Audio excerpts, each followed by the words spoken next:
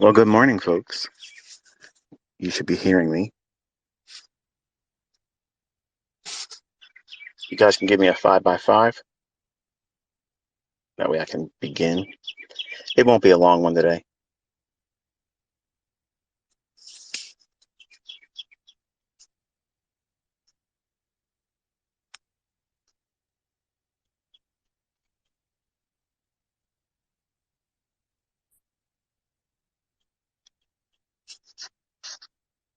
Awesome. Thank you. Appreciate that. So we made it through another week. Obviously,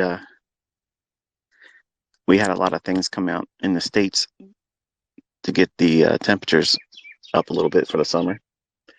I'll save that for another discussion. But I kind of want to talk a little bit about how Forex is not really my interest at the moment. It doesn't mean I've put it away entirely. I know I haven't been talking about it much, and even my private group are nudging me a little bit more than usual. But if anything, this week has shown it's the importance of knowing how to navigate and having someone or the skill set yourself to navigate the asset classes. When I first started back in 1992, my interest was solely on commodities. And that was like the grain markets like soybeans and crude oil, gold, things of that nature. And a little less than the first year,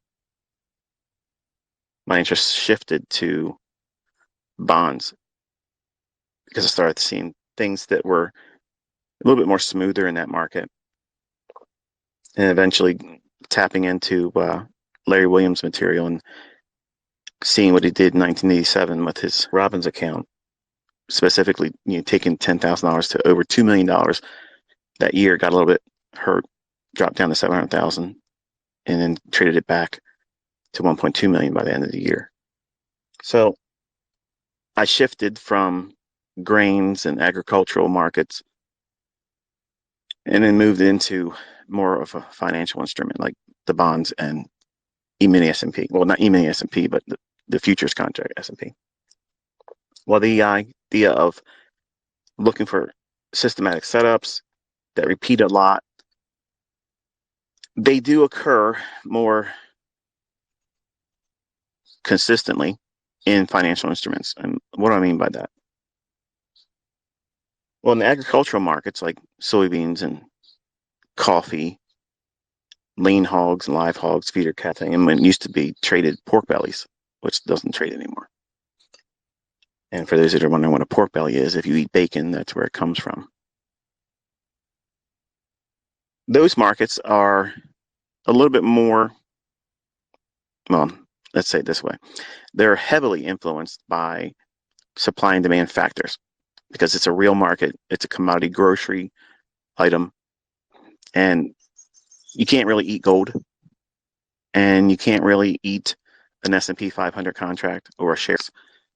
And that analogy really hit home with me when Larry Williams talked about how there's really no incentive, no real reason to own a share of IBM or particular, well, metal or futures. Now, his analogy was if you get stranded on an island somewhere, what would you rather have, a share of IBM stock or a bushel of wheat, a bushel of corn? You're going to eat. So those markets, and that's why I always speak facetiously about how these traders that go on looking for supply and demand in their trading, unless you're talking about commodities, the absence of supply and demand is the reality, because commodities are a real thing. It's a grocery store for the entire world.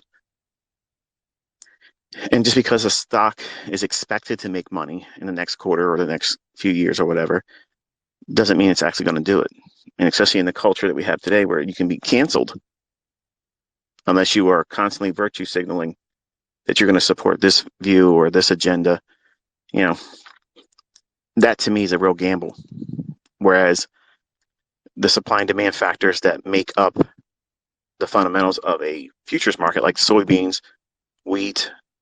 Those things are heavily influenced by climate, the yields that the crops would obviously bring. And I know all this stuff probably doesn't mean much to you because if you're not a commodity trader or interested in those types of things, it's real easy to disconnect from the conversation. But when it comes to Forex, you're trading currencies. No, you're trading an illusion. See, money is a lie. It's been sold to us all that it's a valuable thing. It's a tool. We have to have it for exchange. You have a good, I have this currency. We're going to make an arrangement where I'm going to give you this currency for that good or that service. But like the dollar, there's really no value to it. There's no value to crypto. There's no value to any currency except for the faith and belief that it has value. And we are entering a time when that's going to probably be very disrupted. And because of that, and because of the uncertainty of that, I have elected to step away from it because I know over the next 24 months, why? Why the next 24 months? Because that's what you're thinking. Why are you saying 24 months? What's he wanting that? What's he pointing to 24 months specifically for? Well, we have midterm elections coming up this fall, and then we have our presidential election, all within around the 24 mark. So there's a lot of things.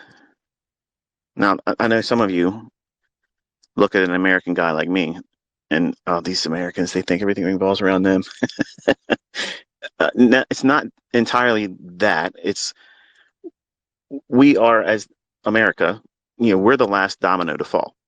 Whether you like us or not, whether you like the fact that we have guns and we love our guns, okay, that's irrelevant. The point is if we fall, you're all screwed. And that's the reality of it all. And as long as we're gung-ho about standing up to agendas, we'll say it that way, we have a chance. But if fall, our currency, which is in my mind the weakest it's ever been, will need to be replaced. And the question is if they're trying to do this global reset, if they're trying to do this overhaul on the financial system, which it's broken, let's be honest. There's no real fixing it. It's not a easy solution. I'm not smart enough to know what the solution is. So that way some of you are probably thinking, what would you do? I don't know. I wouldn't want to have the problem of fixing or coming up with a solution to all of this mess. I have a solution in mind, but it's above me, and it is faith-based, and we're not going to talk about that today because I know a lot of you are not interested in that as well. But my transition away from commodities is a lot of the ways I'm viewing my movement away from Forex, because I want to be where there's going to be cleaner moves, more transparency in price. And because there's a lot of money, real money, tied up in 401k plans in the US, a lot of speculation in stocks in the US, I trust that. I trust that those movements are going to be more, well, like I mentioned, transparent. And what is it that I'm concerned about that keeps me from wanting to be a participant in it right now? And what would take me completely out of the game for Forex? Because right now I'm just taking a hiatus from it. I'm not trying to participate in it. I'm engaging it for analysis purposes, but I'm not actively placing live money in Forex right now. So I'm with real money in futures index trading. That's real money going behind that. If these are going to be subject to a global reset, and there's talks about each country having a digital currency, I think that's just going to be the final step before they all come together and say, you know what, it's just better if we just come to an agreement that we're going to just use one currency. That kills Forex. Now, as long as that doesn't happen, Forex will exist. There will be opportunities in Forex. But here is the concern I had. This is the thing that I'm paying a great deal of attention to and why I'm not willing to put my money at risk in it. Years ago, there was a depegging from the euro and Swiss franc. And when that happened, and you've heard me mention this before in passing, there is no safety net for you. There's no safety net for me. And stop losses will do nothing to protect you because it reprices hundreds and thousands of points instantly. No one in financial institutions, brokerage firms, hedge fund managers, they were all made insolvent, bankrupt, and they don't exist anymore. When that one event happened, and it was depegged, it was instantaneous murder. I see that coming. I see that coming not just for one currency, but potentially all of them. I don't want to be in something like that. I can't sleep at night knowing that I could be in a move where I have no control or escape mechanism or means of mitigating risk or reducing it to a measurable risk that I'm willing to take on as a speculative position. Now, I don't have that fear or concern with the equities market. Now, is that to assume that I don't think that they can have a crash or a sudden drop? They can, absolutely can. But I don't think that's as likely as the currencies. Think about it. You know, this whole space of crypto, when it became a thing, okay,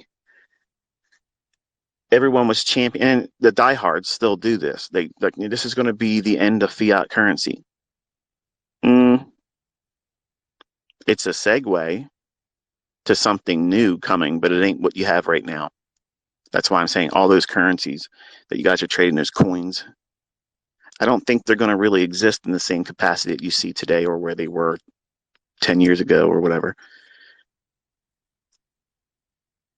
And you've heard me mentioned in my animated discussion a couple weeks ago when I was saying that, and I honestly believe that Bitcoin will go to zero. I wasn't, pulling your chain or anything. I honestly believe it will. And here's the reasons why. I'm going to say this soberly so that way you understand my opinion on it, and you're welcome to agree with it. I've had people come at me aggressively in email saying, you're wrong. I'm going to laugh at you, whatever. Laugh. I don't care.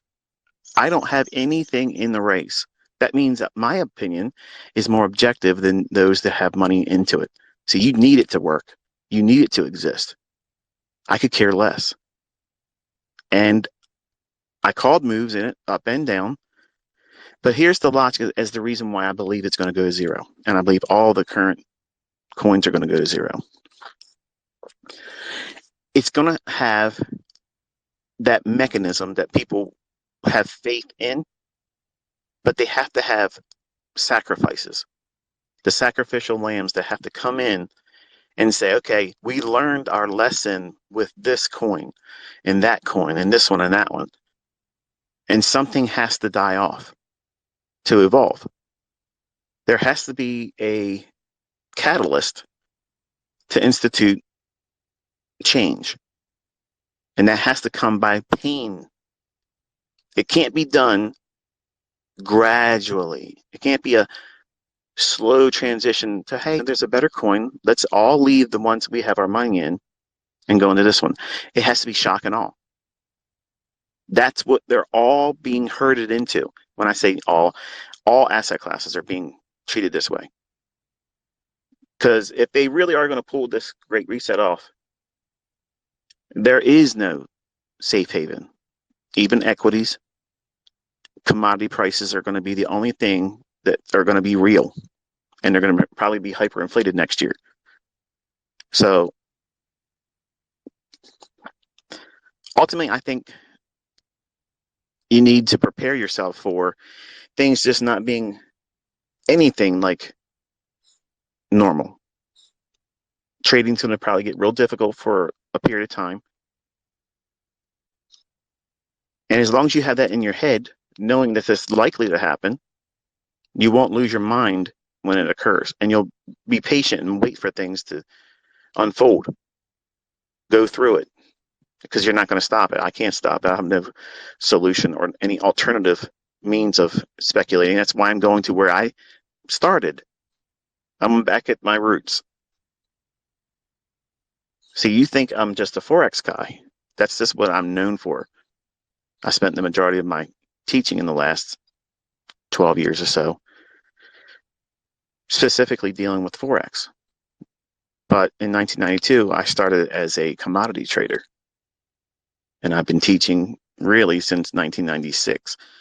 Before I should have really, but I've been doing it a lot longer than most people realize. And this market, index future, I know it like the back of my hand. I know what's likely to occur. I know when it's likely to occur. And that was some of the rules that I applied to Forex because I knew if they're going to be that systematic with trading these financial instruments like bonds and S&P futures,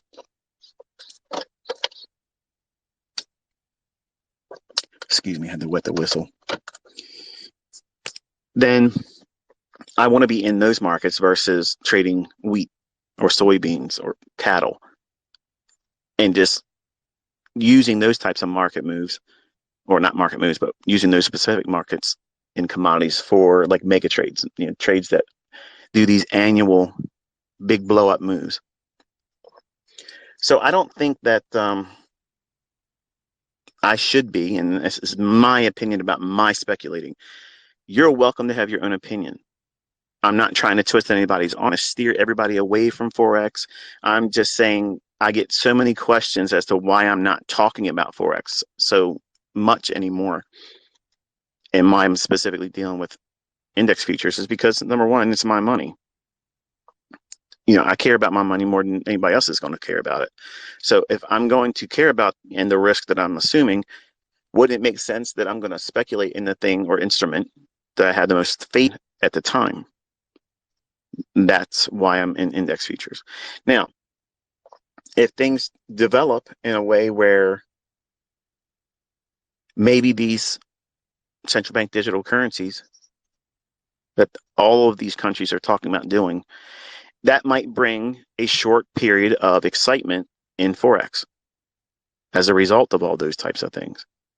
And then obviously I'll be back in there, going ham on Forex pairs.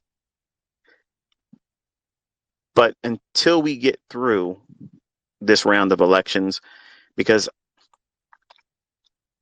I could really go on a tinfoil hat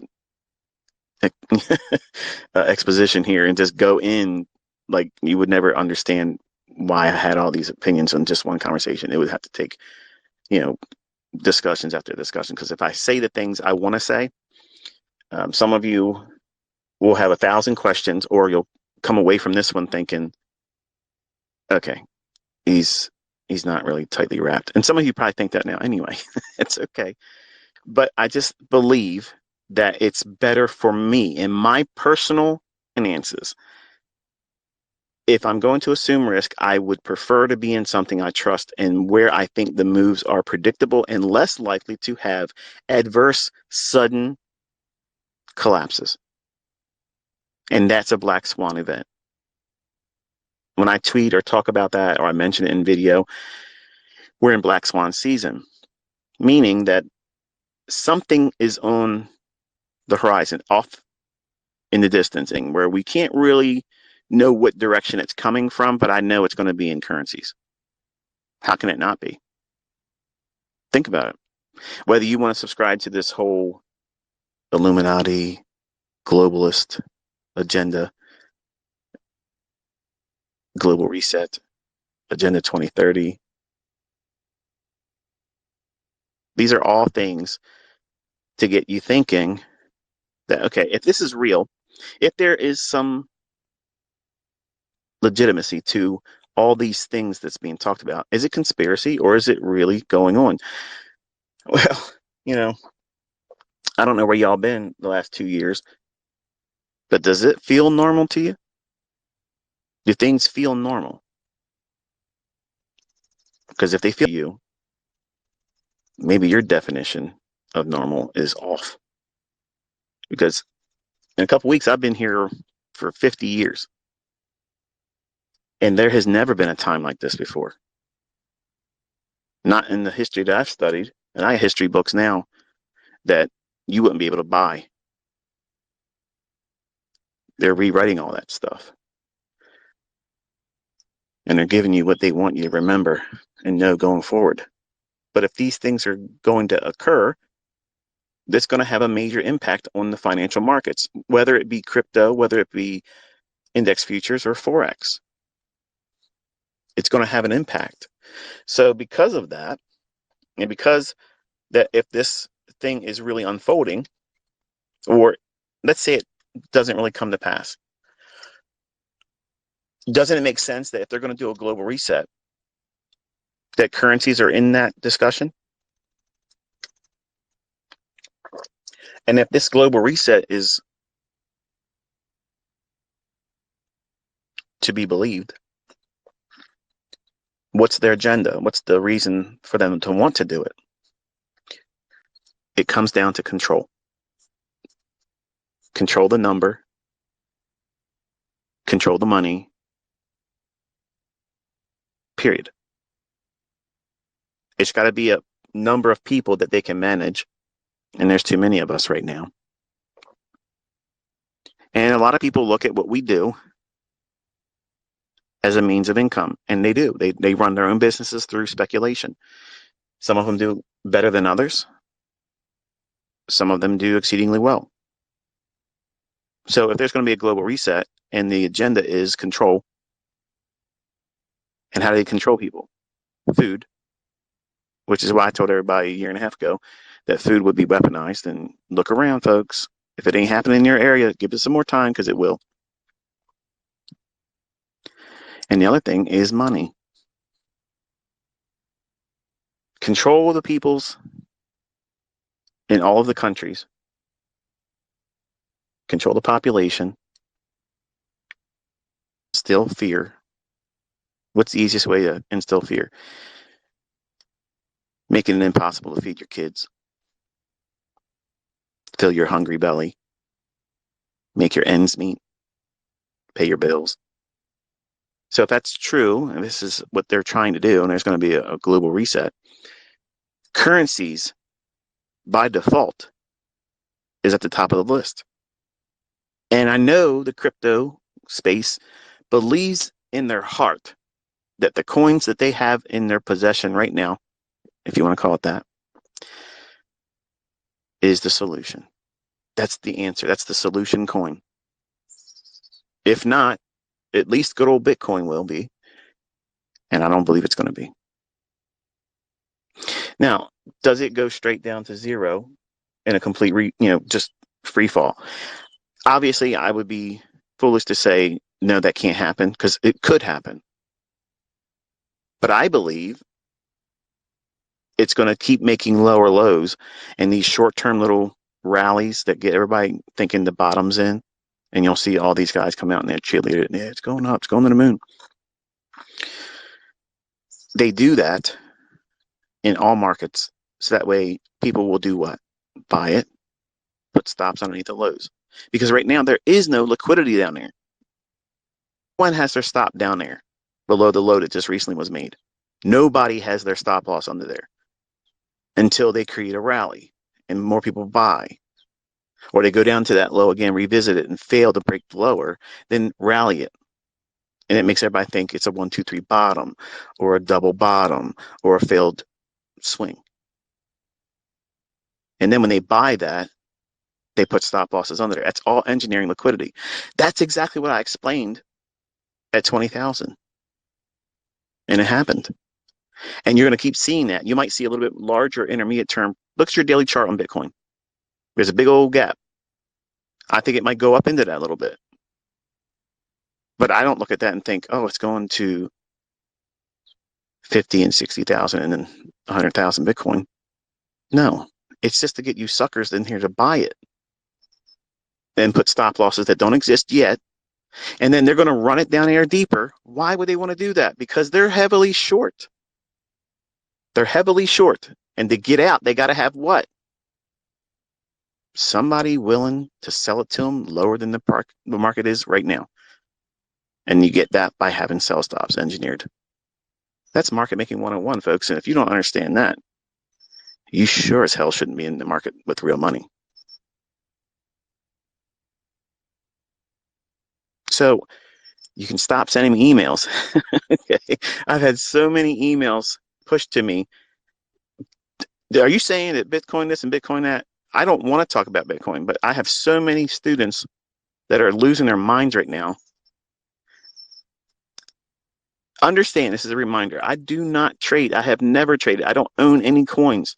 I'm not secretly fading anything. I'm not trying to, create fear so that way everybody sells their coins and I buy them up. Like I've had some serious nutters send me emails thinking I'm got an agenda behind all this stuff. I just don't want you to get hurt. When I thought it was going to go up, folks, I told you, I'll tell you when it's going to go to 20,000. I told you when it was going to go to 30,000. It happened. I said it was going to go to 50, 52. 62 is about to get it. I don't see it going higher than that. And it just fell short of 70. And where is it at now? I only talk when I know strongly that this is likely to occur. So I'm telling you, I think it's going to go to zero. Is it going to happen today by the end of the year? I don't know that timing. But it's not exempt. See, you want to believe the fairy tale that you're going to get around the central banks. You're not. You're not. They own everything. They own everything. The conglomerates, the brands. You like Ford? They own that. Yep. They own that too. Oh, but Tesla, Elon Musk, he's something different. No, he's part of it. Yeah. See, y'all think you got a choice. You don't have a choice. It's an illusion. These people have a part. They're all part of the same theater act. And that is unfavorable of a viewpoint to most people. They can't believe it. They can't see it. Because that would be diabolical. And that's what we live in, a diabolical world. See, these people, and there's not many of them, very small group of people, but these people own everything. And they laugh when they say, oh, I would never buy that brand of car because I'm team Mopar. I have a student in my mentorship that's going to lose his mind when I said that. I have a Mopar right now. I have a Jeep. So that's not a Mopar, Michael. You got to get yourself something better than that, like a Charger. Has on the order, and I'm waiting for it to come, just so you know. 50th birthday, baby. So when you have these restaurants that you'd like to frequent, and I'm very particular about food, or soft drinks, when they're neither soft or good for you. I'm a Pepsi drinker. I'm a Coke drinker. I'm a specific bottle of water drinker. I like Fiji or Evian. That's what I drink. But I don't drink Pepsi and I don't drink Coke. But people have these team-oriented mindsets that I'm only going to drink this. And if you think that way and you're listening to me talk about this stuff and you're probably thinking, what does it have to do with anything? It has everything to do with everything. See, you're manipulated all day long. All day long. You're controlled and manipulated, and you're led right down the primrose lane where all of these conglomerates that are owned by the central banks steer your every move. They instill desires that you never really had until they market it to you. See, that's the reason why I like to be like Mike Tyson. He walked out in there and he had a towel draped over his head that he cut a hole in. No socks, just his shoes and his gloves. And that's it. He's there to beat the living daylights out of the guy in front of him. He's not out there with Bud Light, Miller, Chevy, Ram Tough. He wasn't that type of guy. And when I talk to you, I'm talking to you straight, right from the heart, where there's no incentive. There's no secret agenda. I don't have an upsell. And I'm just ahead of the curve by years. And I've been pretty accurate so far. And what I'm seeing coming, I'm alarmed. And you should be alarmed too. Not panicking, not freaking out, losing your sleep and such, but you should be taking initiatives that lead to reducing risk, because it's going to get parabolic, not just in the States, but everywhere. Because if this thing is really going to unfold, and they're going to try their damnedest to make sure it does, currencies, whether it becomes effective globally, that there's a reset, or whether it's attempted to be done,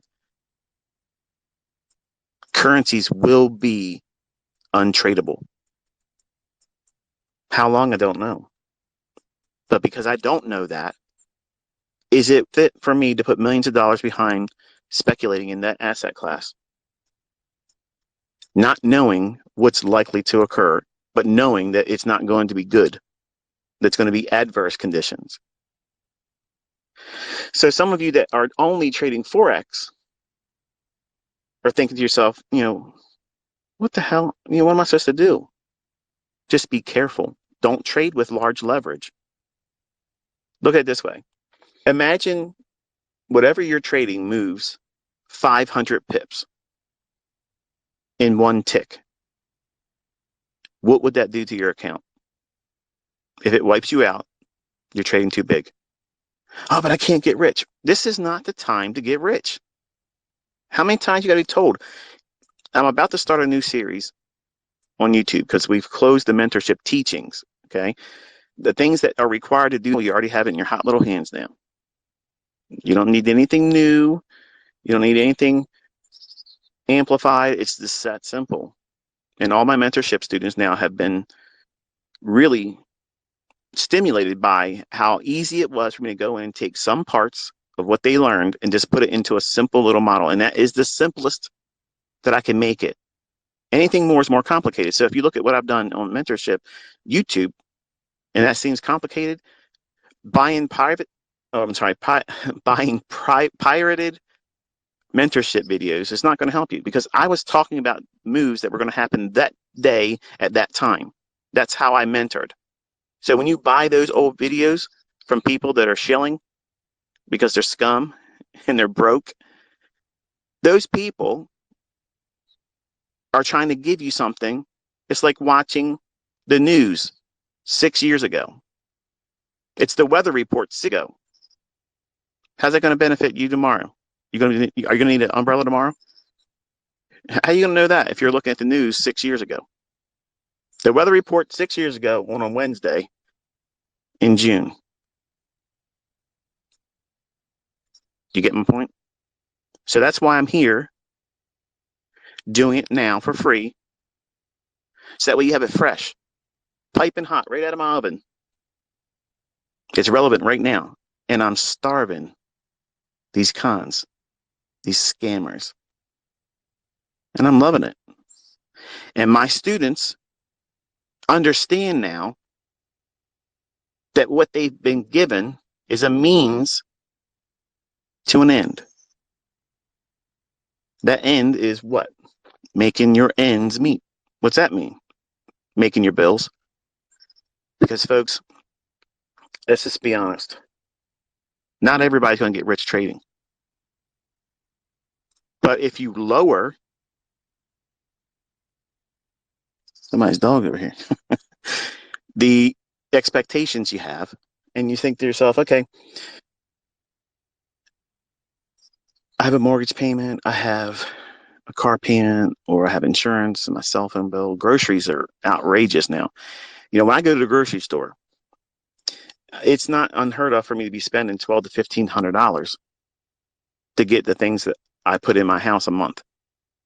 And I tell my wife all the time, like, I don't know how people that are working with families are doing it right now. Like, I don't know how they're doing it, and it's going to get more expensive. So your job's probably not lining up, to give you a significant raise. So you have to consider what you can do to mitigate all of this inflation. And that's my goal in a new series on YouTube. It's probably going to run the rest of the year, so that way you know where we're going. And there'll be reviews, Monday through Friday on the markets I've either commented on Twitter or actually traded. So just know that I will sprinkle Forex throughout the week in there, but I want you to pay attention to this discussion here, and I'll refer to it obviously on Monday's review, or actually Sunday. I'll mention it too, because I'll talk about in retrospect to why I think Forex is a little bit cautious right now, or you should be cautious of Forex right now as a result. If we see multiple currencies have like a Euro, Swissy depegging event, that would be the end of me trading Forex like forever. I would never touch it again. So that way you understand. I get a lot of questions. What would it take for me to not want to trade Forex ever again? Right now, I want to trade Forex, but right now I know that it's a rattlesnake right now. It's shaking its tail, and you know that sound.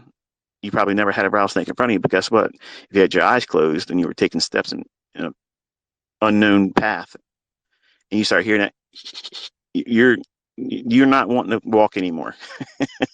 Immediately, you got a picture of a rattlesnake coiled up right now in your mind. Everybody understands what that sound is. Well, I'm looking at Forex, and it's making that sound to me. So I don't want to walk into something knowing full well, and I've publicly made this known now, that I'm likely to be a victim of such a sudden repricing that stop losses will not help you. Period. So you have to, if you're a speculator, if you're an investor, you got to go to where an asset class that makes the most sense. And right now, it's stock index futures. That might not sit with you well. It might not be your cup of tea. It might make you think, well, this is not going to work out for me. So I'm going to move on. Move on and trust that I wish you the best. But I want you to trust what I'm saying, because if you get hurt financially, it's probably going to be way worse than you ever could imagine. Imagine owing more money than you had in your account. Where are you going to get that money from? See, your gurus don't tell you that stuff. Your educators, your booksellers, course makers, YouTubers, they don't tell you. But that's what's coming. If the last bastion of free enterprise and wealth creation is speculation, and there's a global reset, do you honestly think that these folks are going to let you operate exclusively outside of their control and make the kind of money that they're used to making? That's the whole plan, the division of classes. It's going to be only the rich and everyone else poor. So I'm riding this wave as long as I can in the markets that I trust. I cut my teeth on index futures. Consistency immediately was there for me, where I had hit and miss wins and heavy losses and blown accounts when I was trading other commodities in the beginning because I had no. But when I became more systematic about how I was trading, what I was looking for, what type of move I would look for, the framework, I could see the trade before it would be in the chart. That was in S&P and bond market trades. Whereas everything else was, I hope it just goes parabolically, like straight up, because that's what I was believing that all of the commodities would do. If they're going to go up, they got to go up, limit up 20 days in a row. That's how myopic my view of the markets was when I first started. I was, 20-year-old man, limited understanding about money and didn't make much of it. So it's not a surprise to see someone hold the opinions that I had because I had one book read, and it was a rag. It was useless. It wasn't even worth the paper it was printed on. But because it gave me the hope that I could get out of the rat race with it, I went headlong into it. Then when I finally learned how to trade, years later, not months later, not a couple weeks later, not 120 days, not 90 days or 1 week boot camp. It took years because I have a lot of character flaws that I still wrestle with. And until I learned how to master myself, I could not master my trading. I had to get out of my way. And I didn't realize for a long time that I was the issue.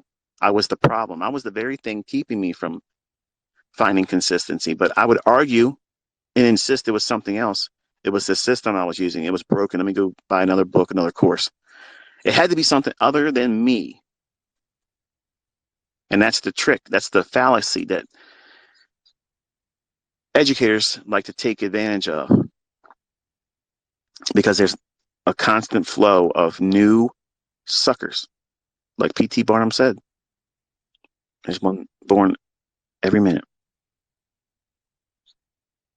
So when I talk to you in this capacity, there is no PayPal link. There's no donations. I don't want to do premiere videos anymore because people started giving me money. I don't want that. I don't want anything from you except for your story. I want you to tell me what you did with it and that you were protected the wrong things with it. And if you are able to do well, that you share your story with me, that how you helped somebody else. Maybe you lent somebody a helping hand by paying their mortgage because they lost their job.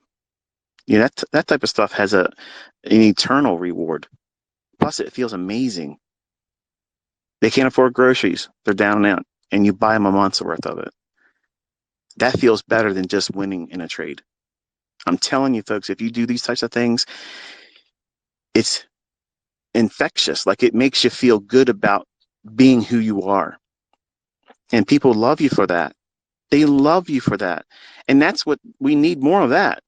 Not, I want to stand out on social media and be looked up to as a hero. I don't want any of you looking at me like that.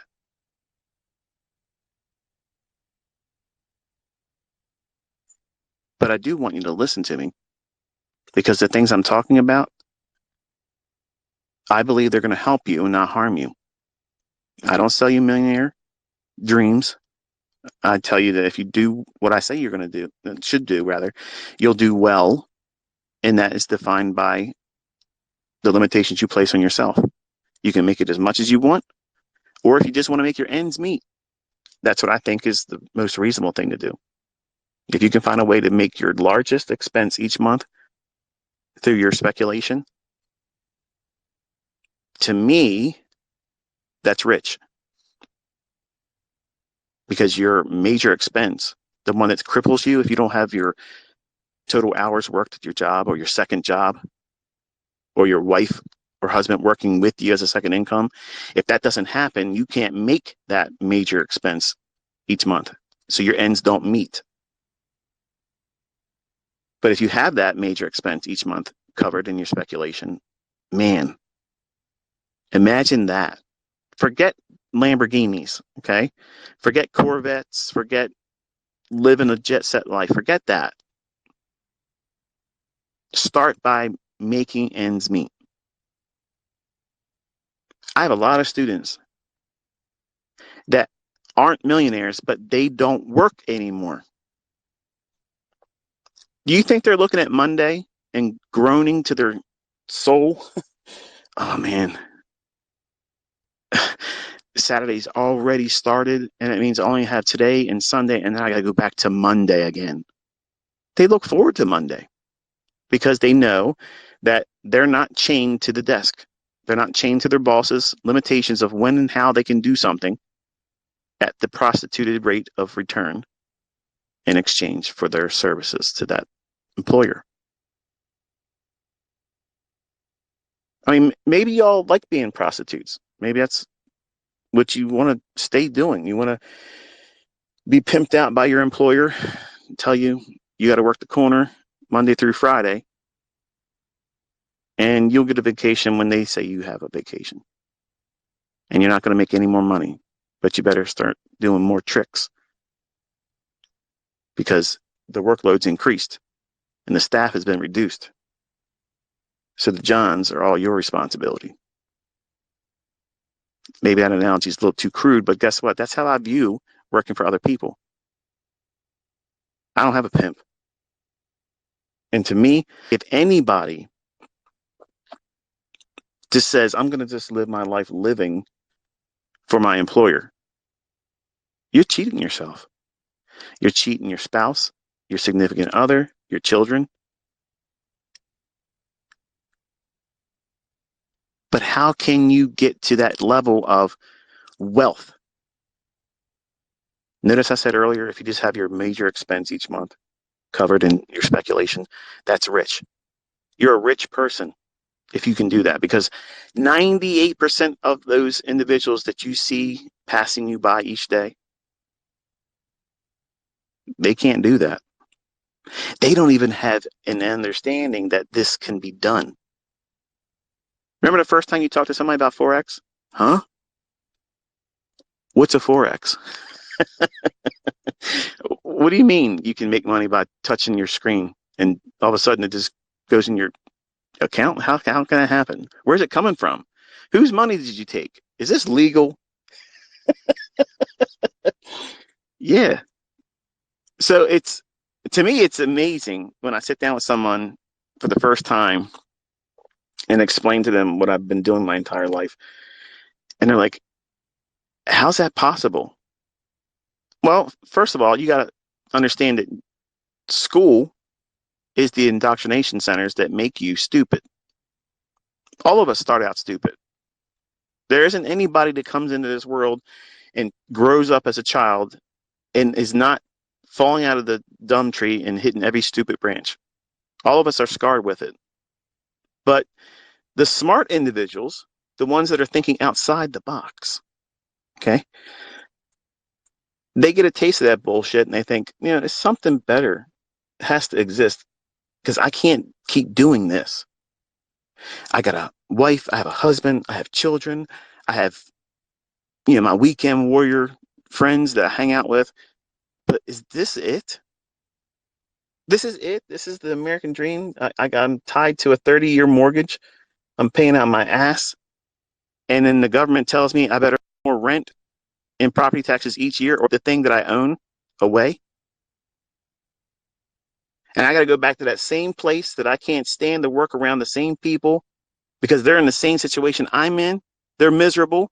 You're forced to be among other livestock. And you're wondering why the place stinks like shit. You got to change your setting. You got to do that. Your employer ain't going to be like, you know what? You've been doing such an exceptional job. You deserve a new lifestyle. Let me make that happen for you. Don't report to work anymore. Stay home. I'll checks for nothing because you deserve it. You did very, very well. You were outperforming your quota for the last 6 months. And instead of employee of the year, you get a new lifestyle. Wouldn't that be great if it did that? Like that's what you all worked for. That type of thing. That's the kind of pension plan that would really want to work. But obviously, that's fiction. It's never going to happen. But you're either going to eat crap and deal with that the rest of your life until you can't do it anymore. That means get old, body breaks down, and live a miserable golden age of your life because you didn't do anything. It's amazing looking back. I'm about to turn 50. There's a lot of things I wish I would have done differently. And some of those things I've covered in my series on YouTube. If I could go back and tell myself younger, what I know now, those types of things. And they're still the heaviest hitters. But I wish I would have listened to my uncle when I was 16, when he was first talking to me about trading. I wish I would have looked at it sooner, because there was some significant opportunities that I could have taken advantage of right when I was 18. But, apart from the things I said in that series, there isn't any regrets. And I feel good about that I was willing to basically shun all of my friends, my family, my employers, and I did it my way. When everybody else said, it ain't going to be possible, you can't do this, that's a pipe dream, you can't do trading, that's a gamble, no one can predict the markets, no one can time the market. Well, I should rename myself. I should go out there and change my name to No One or Nobody. Because you all are part of this collective now. We can see things before it happens. We can see what the market's likely to do next. And I make it public knowledge. There's a lot of you folks that were on the fence before January started, when I told you all last year that I was going to be teaching for free. Oh yeah, I'll believe it when I see it. Hey, he's probably going to fall on his face and he'll just fade away into obscurity and nobody sees him again. Folks, there's been a large number of people that have been watching this unfold week after week after week since August of 2016. Now you all have a taste of it. It didn't cost you anything. You just had to keep showing up. Have I convinced any of you that it's possible? Have I convinced that I have a skill set that I am willing to lay in your hands for nothing, for free? And I get my rocks off doing it. I can make millions of dollars every single month if I said, here's the price tag. And here's the wonderful thing. You can trust what I'm saying, because I'm saying I don't want that fucking money. I don't need it. I am padded out for lifetimes. So wouldn't you feel more comfortable with someone that, number one, can do it, could be making money off of you, could be fleecing you, and a whole lot of other people, leading the pack in education and mentorships and all that business, but still says, I love doing this for free? Doesn't that communicate consistency? Doesn't that communicate that the guy that's talking to you right now has no ulterior motive except for wanting to see you succeed? Because that's what I want. I want all of you to do well. I don't want any of you to look at things like I've discussed here that may be a little depressing. Maybe you didn't look at it like that. Man, I am being pimped by my employer. Maybe I am wasting my life. I don't want to be 50 years old and look back and say, I didn't do anything. I'm going to tell you something. The folks that are listening to this and don't do anything, when you turn 50 and you start thinking about the forks in the road, the choices you had laid before you and which one you took, you do not want to be, this guy did not ask for a dime. He proved it for months. And I didn't do anything with it. How will your future self feel if you don't take the initiative now for free? See, you are watching me do it and others do it. And you may be thinking, I got time. I'll wait until something in my personal life, happens, and then I'll be more focused to do it. No, you need to focus right now. Knocking. You going to answer the door? Opportunity right now is knocking. Are you going to answer the door? Because if you don't do it, if you don't start working towards it right now, I promise you, in the next 6 to 18 months, you're going to be so overwhelmed with uncertainty, anxiety, fear, because of all the shit that's going to be going on you're not going to be able to study.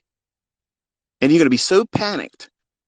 You're going to be so fearful of what's going to be happening to you, where you're going to make your ends meet. Are you going to be evicted? Are you going to lose your home? Are they going to take your car because you can't pay the note on it?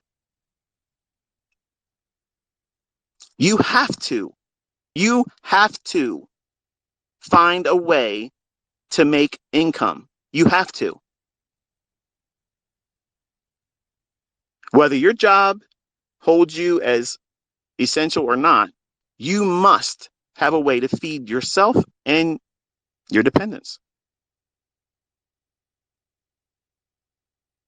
And some of you just think you got all the time in the world.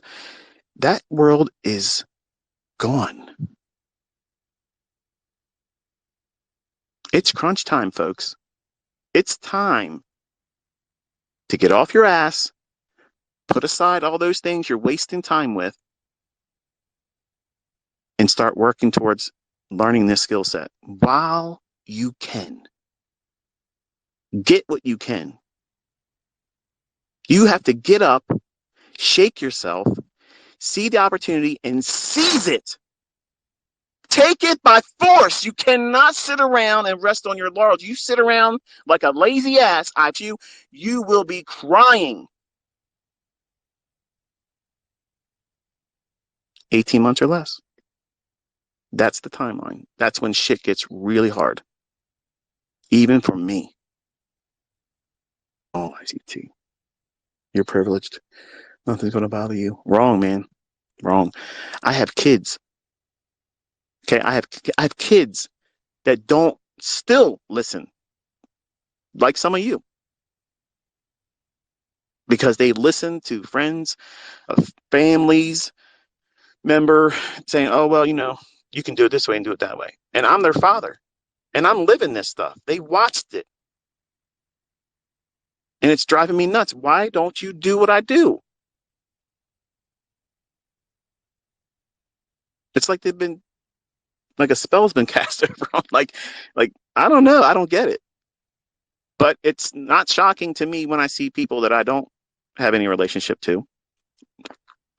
A lot of you folks that are listening to me, when you don't want to do anything, I understand that, because it's like, okay, what's this guy trying to sell me? What's he trying to get out of me? Nothing. I don't want anything from you.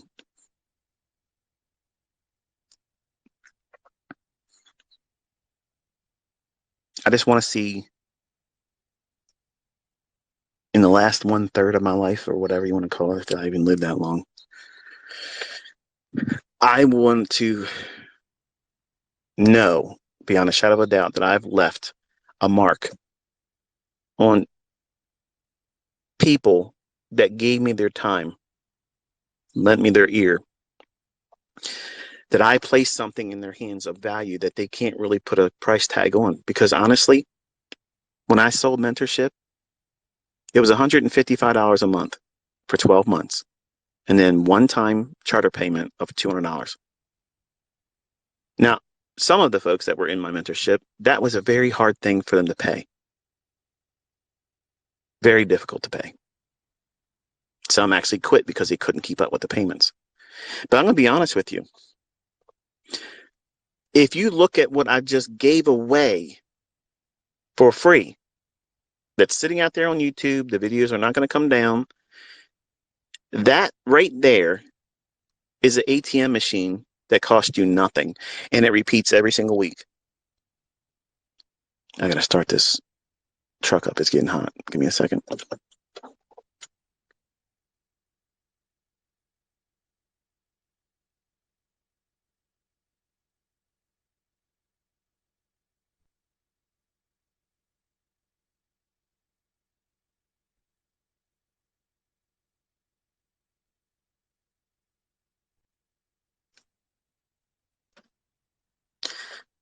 I'm going to start heading back to the house, and then we'll end this.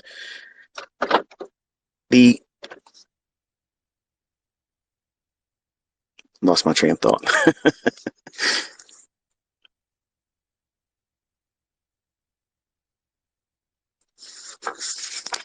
Hang on 1 second. You guys are going to have to give me a lifeline here. Give me a text on or tweet to me. What was the last thing I said before I told you I'm going to turn the air conditioner on?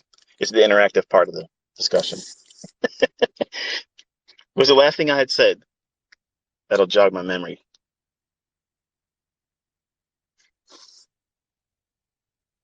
ATMs. Yeah. Okay. Thank you. If you looked at what I showed on that, okay. Now listen, I know there's a lot of you YouTubers out there that will never mention my name, but you're using my stuff. I get it. Okay. You're in this audience right now too. I'm taking money from you. I'm taking money from you. I'm taking subscribers from you. I'm taking future sales from you. And guess what? I don't feel bad about that. Because there's other ways for you to get subscribers. I'm only here in that space on YouTube and on Twitter to show everybody that I've always been who I've always claimed to be. And my students can do what I claim that they can do. Not all of them. I've been very honest and said that not all of them are successful. Wouldn't it be a little unrealistic for me to be coming out here? All of my students are passing FDMO challenges and my Forex funds challenges, and they're all millionaires. That is something that would raise so many eyebrows. That's a scam. And you see all these other folks out there that they're selling this idea that they're teaching people how to make money and they're doing something exceptionally well, but they don't have any profitable students. Where's the profitable students? I'm looking on the internet and I'm seeing people just with my mentorship that's been made for free. They're out there getting paid for free. They learned this skill set. They opened up whatever these funded account companies are, and I'm not repping anyone in particular. I just know those two because the students report that's who they've used. I'm not saying to go into any of them. But when they start getting money paid to them that they would never earn in 4 years, that's a testimony, folks. That is a testimony.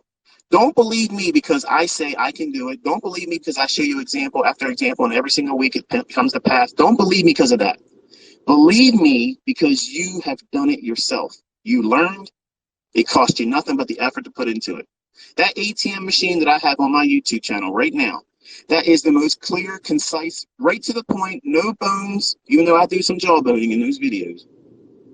There is no advantage to going and buying pirated copies of my mentorship because it will not give you what I gave you on YouTube for free. And I swear to God, that's the honest truth. Some of you think that there's going to be some easy spelled out method. I made it hard even for mentorship because I knew I had clowns in there taking my stuff, immediately parroting what I'm saying, or just outright selling the video. And there's a guy down in Texas waiting for his pour to be finished that's been selling my videos. Yeah, I know about it, buddy. I know all about it. Like that plot twist.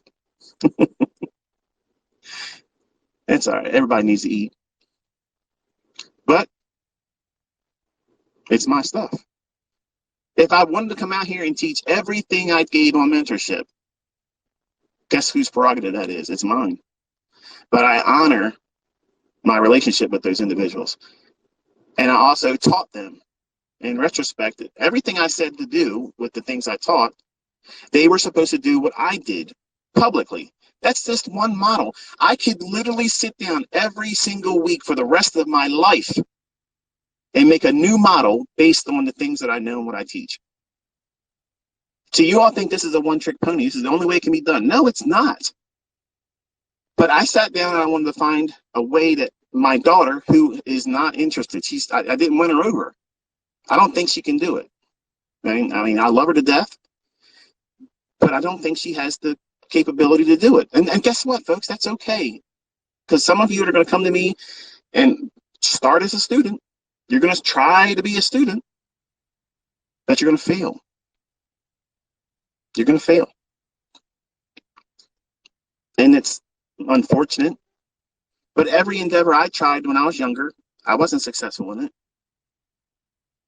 And I just kept grinding. I looked for something different. But I don't think you should completely stop trading, the pursuit of trading, because you can't make this one particular for you. I promise you, if you dig into my YouTube channel, I teach so many things. All you have to do is use what makes sense to you. Here's what you need to do going forward. Now we will close this discussion because I gotta get home and get something to eat. My stomach is growling like crazy. And if I wasn't driving, you'd probably hear it. But when you go forward in your pursuit of understanding what it is that you're trying to accomplish, your trading model, the thing that you're trying to figure out, number one is, where are opportunities found? That means, what makes your opportunity? What is the thing you're trying to participate in? What's the trade idea, the framework? Are you trying to trade a daily chart, an hourly chart? Are you trying to trade a 5-minute chart, a 15-minute setup? And that has to be linked directly to your personality. Because if you're somebody that's lazy and lethargic and it takes a whole lot of things to get you to motivate and move, day trading is not your thing. I guarantee you that. And you're probably going to do very, very well just trading on a daily chart, because it takes all day long for that candle to close. So it means it's going to take a whole lot before that time frame really changes the storyline that it's working in. So you need to figure out where you are personality-wise. And there is a huge, huge mix of personalities in my mentorship group, whether it be YouTube or in my private group. There's a lot of you, and you all have different personalities. And those characteristics, you need to subscribe to a model that matches that, not try to change who you are. So many of my students try to be a mimicking version of me, and it's impossible for them. So they just get frustrated, and they live vicariously through me, but they're not successful in trading. And some of you are thinking, man, he just nailed me right there. Yeah, but you're doing it wrong. I don't want ICT clones. I want to see the guy or gal out there that said, you know what, I'm thankful to put this stuff out here, and this is who it helped me shape as a trader. I've always been this trader. I just didn't have the skill sets to apply to my personality. You see what I just did there? I didn't take any credit for your success, because guess what? Your success is your success. I nod that I had a small little part in the beginning, but you did all the work. You did all the heavy lifting. Only thing I did was gave you a roadmap. You still got to get your ass out of bed. You still got to be in front of those charts. You still got to be back testing and journaling. You have to do all of that stuff. So why the hell would I expect to get any of that credit? Mentors that are on YouTube and Instagram, they all want to be fluffed up because they're selling ego. They're selling lifestyle that they can't live unless those subscriptions keep coming in. Well, I just walked away from millions of dollars a year to prove that I don't need that money. Who are you going to believe? You're going to believe the guy that tells you before it happens and it happens, no safety net, shows you when he takes a loss, shows you a live account statement. Hello. I told you, no one's going to doubt in 2022. I gave you the same perspective I've given my private group 6 years. day after day, week after week. You tasted it now. Now, some of you might not like the taste of it. That's fine. But those of you that this resonated with, that's my target audience. It's not a specific age bracket. Whoever wanting to listen to me, if I can change one person and improve their outlook on life and make their ends meet, guess what? That's been a success. And I can feel good about that. And I can champion their results. I can praise them, not them praise me. I don't want to be praised. I don't want to be worshiped. I want to high five those individuals that worked their ass off and said, you know what? My friends and family didn't understand why I was doing this.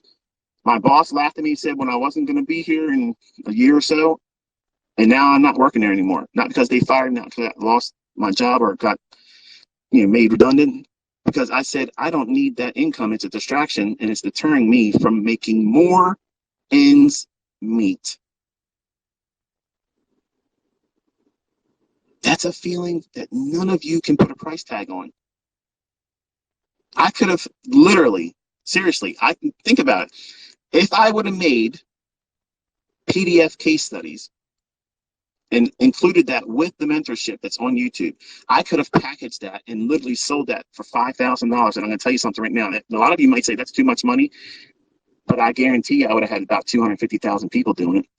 There's a lot of people out there that once they see it and they understand it, and this is consistent, this works, these things work, and they're going exactly where he's pointing to.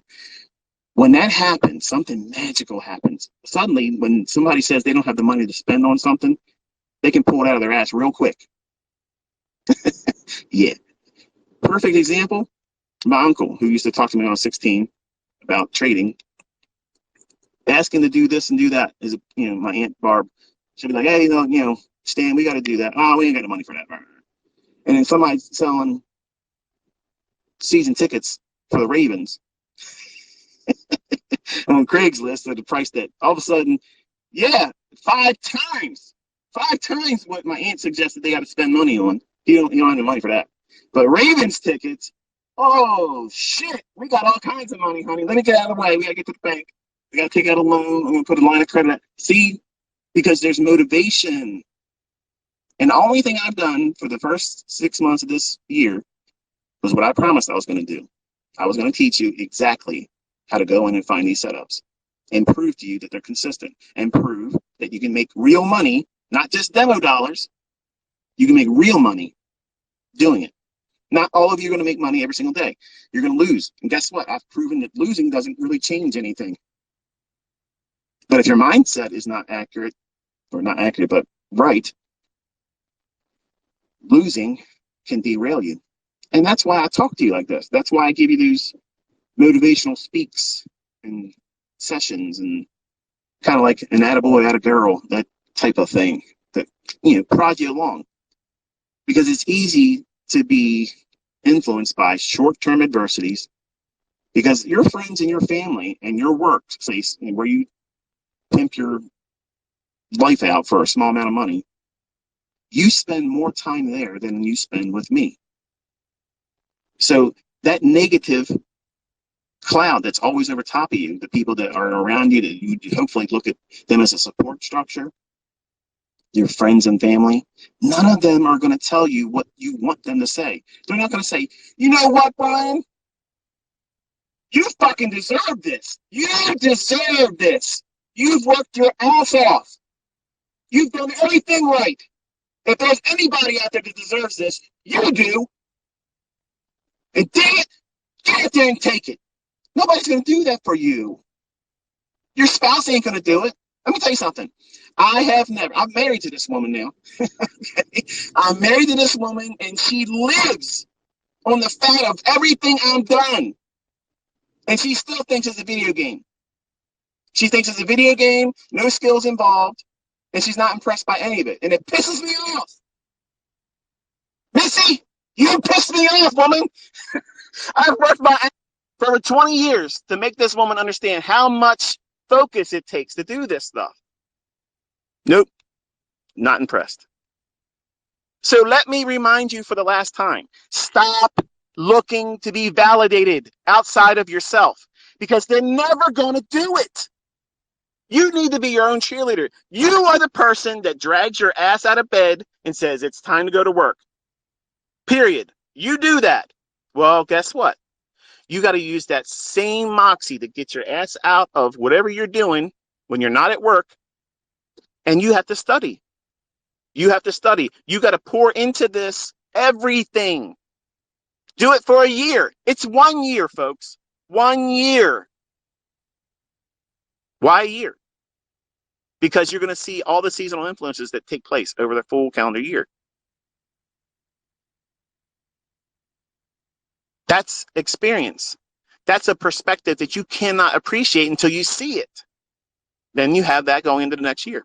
And if you journaled, you compare and contrast. When you start a new month, okay, what did I experience last September? What did I experience last October? And what was it like the last 3 weeks of December? And what was it like in January? You're going to have something as a baseline, and you do that every single year. But I'm going to tell you something, folks. Once you have consistency, let me tell you something, what's never going to happen. You're never going to want to talk about what you're doing to some family anymore. You're not going to want to do that because you're going to know right away, these people work. And there's nothing wrong with working, folks. But working folks don't like to see other people get out of that livestock pen. They don't want to be championing somebody else because that would be like taking energy and directing it to someone else to do well instead of directing it to themselves and for them to do well. So why are you surprised?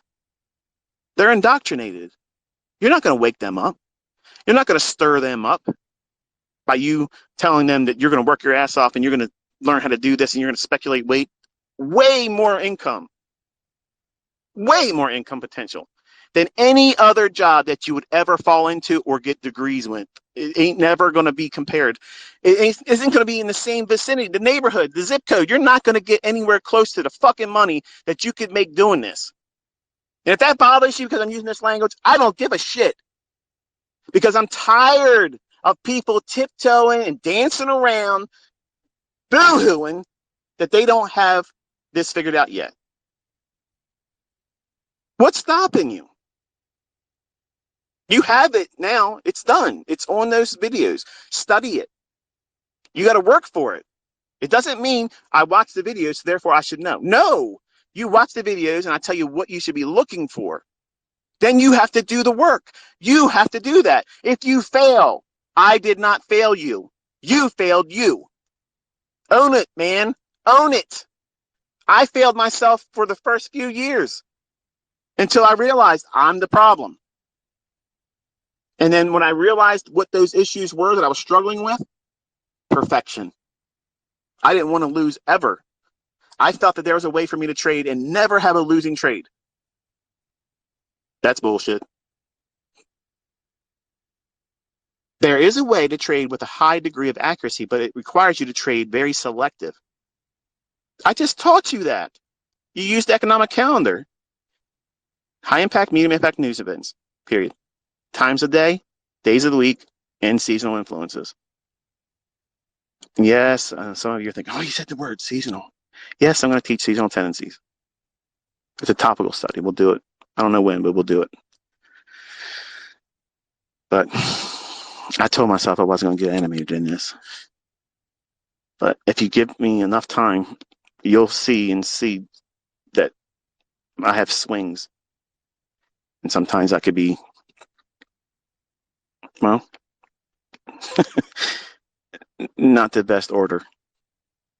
But nonetheless, I'm rooting for you folks. I believe you can do this. If I didn't believe it, I would not be wasting my fucking time. This is not monetized.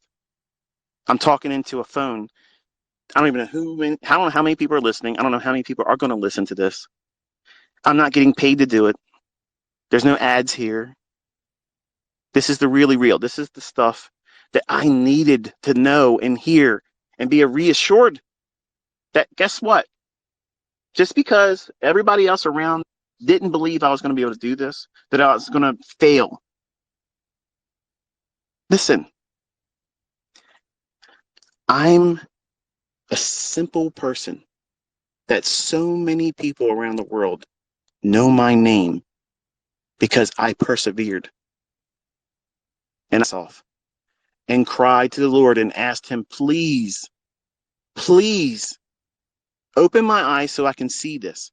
And if you do that, I will spend the rest of my life helping others with it. And that will be my ministry. Whether you want to be a churchy kind of guy or not, that's why I do this. I live my life like this because it's my promise. And I'm telling you, I am continuously blessed. Whether you want to say I'm great or you love or appreciate what I do, it doesn't matter. It does not matter whether you do that to me or not, because I know what he does in my personal life. Without him, nothing I put my hands to will work. Nothing. My health would fail. My mental faculties would evaporate. Cars, homes, money, all that stuff can change. Like Job, it can happen to that. And guess what?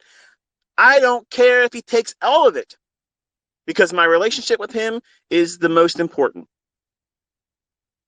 I've tasted wealth. I've tasted rich. I've tasted more money than I'd ever spent in my entire life. And I can tell you, if I didn't have Jesus Christ in my life, I would be miserable. And if that bothers you, unsubscribe. Because I'm going to tell you, the more times I talk like this, I'm going to talk about him. And if that ruffles your feathers, I'm sorry. Oh, this guy talking like a sailor, and he's going to bring Jesus up. Mm-hmm. I'm a sinner. I am a sinner. I'm not perfect, folks, but my heart is right. And what I'm trying to do, I'm looking out for all of you. And the only way I can, I have something that I've been blessed with. And I believe that if he didn't want me doing this, he would shut it down. He would not let other people find success in it. And guess what? They're doing it. And that inspires me. That gives me fuel to keep doing this. When you show appreciation, understand this. And I'm so tired of saying this. I see every comment. It only takes a second for me to scroll through, and I'm not reading every single word, but I'm getting the gist of what you're saying, especially the long ones. I don't have time to sit and look through all of it. But usually people say, "Oh man, thank you, you're the GOAT." Stop calling me a goat. Stop calling me a king. Just say thanks. I appreciate what you've done. And you know what? It means so much to me. I am not this little pathetic little man child out there that needs to be called the GOAT. I don't need any of you to tell me what I'm giving you is gold. I know it. It's been in my hands for 30 years. And I love that he makes it possible that I can share this with all of you. I'm such a privileged person to be able to do this and live my life doing it. I love it. I absolutely love it. I live, eat, sleep, breathe this. I love it. It is absolutely, I am the embodiment of whatever a mentor would ever want to be and should be. I'm living it. I'm not taking anything from you. I'm pouring myself into you. I'm pouring it. I'm not reserving it. I'm laying it in your hands. The only thing I want you to do is be real with it. And when I ask other people to credit me, guess what that's doing? And I'm going to say this, and I'm going to close it. I don't want you fluffing me up, because when you all hear who the source is and it takes you right back to me, guess who gets the credit? Not me. Jesus Christ is the one that opened my eyes to all this stuff. With him, I was able to figure this stuff out. And in time, I'll probably give you more testimony to how all these things happen. And you're probably not going to believe any of it, but I don't care. Okay. I don't care if you believe it, but some of you want to know, and I'll share it. But I don't care if you believe it, because it doesn't change the facts. It is what it is. And you may be an atheist. You may be someone of another religion. I'm not religious. I don't have a religion. I'm not here to try to convert anybody because that doesn't work. Unless the Spirit of God draws a man, that's it. So if I say, because I believe, and you're offended by that, well, that's a character flaw on your part because you tune in to me because you want to know my perspective. What am I thinking? Why do I feel a certain way about something? Why do I look at something as an opportunity and what makes it not an opportunity? And how did I get to this understanding? Where did I come from? What did I go through? What did I have to endure? And what was my source of strength, encouragement? I've told you. And some of you aren't going to accept that. That's fine. Again, I'm not Pastor Joe. Okay. I'm not trying to be a preacher. I'm not trying to be the model Christian. I'm not trying to be anything. This is me. I wrestle with a lot of issues, folks. I'm real. I don't hide it. I don't lie to you about it. I don't try to sweep it under the rug. I want to be the real McCoy in every aspect of the word. And guess what? That means you're going to get the dirty laundry sometimes. Sorry, I'm human. I know a lot of you thought I was AI, a robot, something synthetic, but I'm a real guy. I go through the same things. And when students, you know, say things like, "Oh, well, I don't believe that you do this, and I don't believe that," and I've had people leave my teachings with some of the nastiest emails, and some of them have been trying to get back in right now, and they think I'm just being mean spirited when I say no. No one can join that group. You all are getting this. This is free. It works. It works in every asset class except for crypto because I can't co-sign it. I've never traded crypto. But no, there's a lot of my students that swear by it, and that's all I can say about it. But it works in Forex. It works in index futures and commodities. And there's something, synthetic something. I know some of you already know what I'm talking about because I get questioned all the time. Does this work with synthetic something? If it's something synthetic in the name of the asset, I don't know anything about it, and I couldn't tell you if it works or not. So there you go. And the other thing I get asked a lot about is, can I teach it in the Indian markets? Because I guess I have a lot of people from India now follow me. I don't know anything about the Indian markets. I don't have any experience with it. So I've encouraged other people that have asked that same question to go and do it yourself and test it. I don't have any experience with it. So don't don't worship me. Don't lift me up. You know, I'm gonna say things to be funny, facetious, and in jest, but none of it will ever be welcoming or inviting. You know, the greatest of all time, king. I hate that stuff. I hate that because I'm not going to look at that and like that comment. So some of you that post that stuff to me, either in my comment section of my videos or my Twitter, I know some of you want me to just put a little heart on it. I've read your comments. I see it. And when I see it, I hate seeing it. I don't mean to be upsetting to you, but I'm never going to like your comment if you do that. So if you're looking for a response or like a handshake or a high five from me, you're never going to get that if you call me a goat, if you call me the greatest of all time, or a king. Those are the three things I loathe. I hate that. I can't stand it. And I think it's pathetic that people want to be called that because that's a character flaw. And I wanted that as a young man. I wanted people to do that to me. When I was on America Online, I was cultivating that. I had a cult following on America Online. I just want to be Michael or ICT. I think that's enough. I think it's enough. Maybe it's not enough for some of you, but I enjoy doing this. I love it. I absolutely enjoy being who I am, what God's allowed me to be.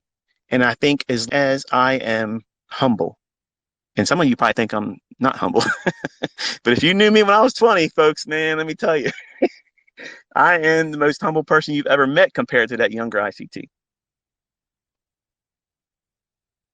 But that person was extremely ugly, shallow, self centered, And I didn't care to teach like I care to teach now.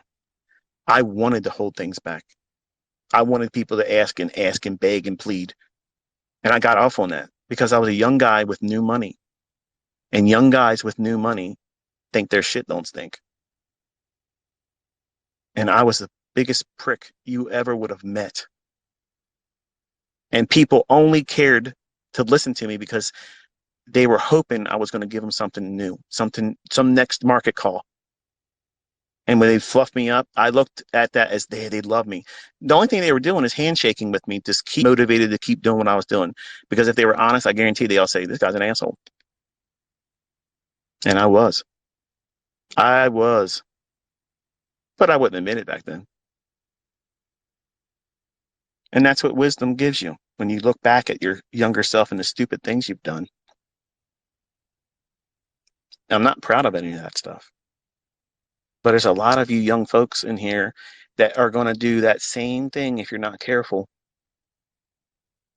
And when you're about to turn 50, you don't want to have as many regrets in that regard like I do, because there's some of the things I wish I could have done differently. I made a name for myself, but for the wrong reasons. So in the latter part of my life now, these are the things that I try to work towards. These are my goals. These are my mile markers. I try to be a positive role model as best I can. I'm not perfect, but I know people are going to be people, and no one could have told me what I was doing back then was wrong because people tried, and I just sent them on their way rudely. So I'm not sure what you got out of this one, but I got a lot of stuff off my chest. So I feel good. Another Saturday confessional. We weren't in the Corvette today. I was in the Highlander. I know some of you want to hear the engine rev and all that, but I didn't want to take it out today because I just wanted to drive this new car. So, and I'm enjoying it. So until I talk to you next time, which will probably be on Sunday night, I think probably maybe around 8 o'clock. No, that's not fair. That's not fair. I like to do things before the market opens up. So we'll try to aim for, let me see if I can give you a time window for the video. I will do my utmost to try to schedule and upload the market review for Friday's price action between noon my local time and 3 p.m. Sunday. So there's a 3-hour window. Just give me within that window, your YouTube review video will be posted on the channel then. The rest of today, I'm going to be with friends and family, and I'll probably be quiet on Twitter.